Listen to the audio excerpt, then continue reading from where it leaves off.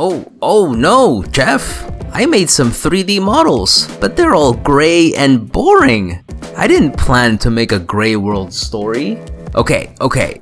That's because you haven't added the materials yet. This is where your 3D models pop out and get some color. But first, we have to define two things: shaders and textures. Shaders are the colors you get from the computer software. You can have any color you want. There's a bunch of options to make the perfect visuals. Textures, on the other hand, are images that have the colors in them. I personally prefer textures because of what I can do with them artistically. These are more customizable. You can add in more details that you desire, things like that. But if you need simple colors, shaders are the way to go. So get right on it.